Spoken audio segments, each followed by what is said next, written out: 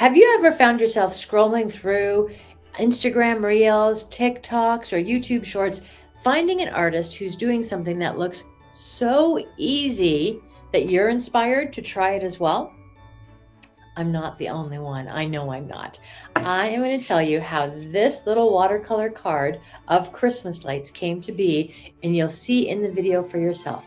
I watched this particular, I don't know if it was a YouTube short, I think, but I watched this artist show us how to make this card in about 35, 40 seconds. And of course, she'd sped it up a bit, but it was something that still looked relatively easy. And I watched that little video, if I'm telling the truth, 3,472 times. And then I thought, yes, for sure, I can do this. In fact, I did it. And while it's not really anywhere near the caliber of hers, I am so pleased to be able to show her and you how I did it. So friends, let's get Christmas watercolor creating. So I took a clipboard and I taped two card fronts down to the front of it with a little low-tack tape that could just hold them in place for me. Now I'll start off by telling you, while I'm pencil drawing here in the guidelines, the second card turned out really, really ugly. So I just edited it out of the video. It was not worth it. And it's only paper, friends. This was my very first attempt doing this. And what I've got are a few paintbrushes of varying sizes, a cup of clear water, and I'm going to do the things that I saw in Emma's video to try and emulate what she has done. Now, I decided that I would look through my watercolor choices, and I basically had pearl essence or gold kind of watercolor paints, and thought, nope, you know what? Those aren't the colors I want. I'm going to use my inks, and I smushed them out on my glass mat and then touch them with my wet brush to do this. Now, I saw Emma go left to right. I saw her go up and down, and you can still see the pencil line really nicely in there. So I trust the process.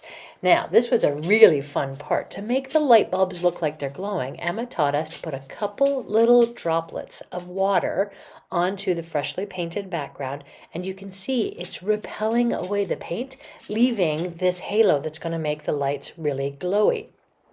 Now, if you keep a careful look on not the yellow ones that I'm doing, but the one that's about to turn green, it's got a mind of its own. It's going.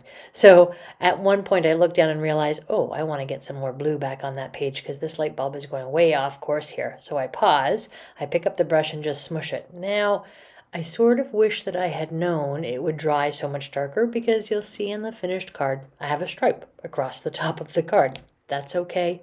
It's only paper, and this was my first try. There's no guarantee that I have to give it to somebody, though I really think I will, because Emma's a great teacher, and this was a great outcome for a first try. So the green light bulb's in. Let's do a little bit of red, because that just makes it all festive and bright to me. As I start into the next couple pieces, I'm realizing, even though I watched Emma's video 47,000 times, I sort of forget what's the next step I'm supposed to do. I remember her telling us that we are to take sort of the solid color and go back over top of the light bulb we had to make a bulb shape, which is what I'm trying to do. But having never really watercolored before, I did not know my paper would still be wet, and I wouldn't really know where to put my hand, because as somebody who does stamping and die cutting, which is very precise, I can rest my hand anywhere to get really nice precision in what I'm doing. Here, not so much. This is a bit more freewheeling, which, given my personality, you think I would really take to, but this was a bit tough for me. So I go ahead, I'm making the light bulb shapes. It's coming together. I think I'm getting it. Now, I'd like to say several times in my video so far here, I have touched my brush to squish out the water from it in the cup. I don't know why I'm doing that. Emma didn't teach us to do that. I never saw Emma do it in her video. I just made that up myself, and I don't think it's the right thing to do, but we live and we learn, right? So here I am trying to get those red bulbs to look more like bulbs than blobs, but I'm okay with it. Now I take green, because when I was growing up, all of our Christmas lights had green wire to it. And I grab a couple of pens, a really nice white painting pen, and then a nice fine liner in black. And I make sort of what looks like a wick in a candle, but really what I'm trying to do here is kind of the element inside the light bulb. I don't think Emma taught us this part either. I think I made this up, friends, but she's the inspiration, so I was doing this as inspiration, not instruction. Once I've got the black in, I get my paint pen ready to go. And I do remember Emma telling us to add some glow with the white, that would really make it come to life, which I think it does. So here I am going with the painting pen. I'm also sort of warming myself up to realize I'm about to handwrite onto it. Now I think I have nice handwriting. I'm of the generation where we still did handwriting, but I went really slow. To give you an idea of how slow this is, you're watching this at 20 times the speed that I did it at. So, okay, maybe it's not 20 times the speed, but still, the idea is I went slow and I got it in merry and bright. Maybe I would have liked that a little heavier. Now I'm thinking about splatter, but I'm afraid. So I do what I have heard is called purposeful splatter by just taking my paint pen and randomly going about adding some dots here. I just liked the dots. There's no real reason for it. Again, was not an Emma's project, but I thought it added something to mine. So I go a little heavy around the merry and bright, and I decide, yep, that looks about right. Okay, now you can see the watercolor paper I've used has curved a little bit, which is the nature of paper when it takes on some water. That's okay. I grab my Big Shot. I've got a die cut here, the same size I want the card to be, or the water art on the card.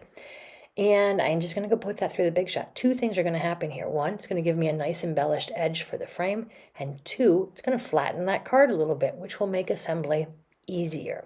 So off I go assembling that. And I got to tell you, this is about 30 minutes into the project that I'm doing for the very first time. Remember, Emma's reel was about 30 seconds. That's okay, friends. We're learning, and learning is living. So there I go. I'm going to take my card and assemble it. Got my score buddy here, workhorse in my studio, and I get my card backing together, score that down and fold it up. Now I like when there is a little black frame on our art. I did go through and sort of try and decide which colors to use, and black just seemed to be right to me.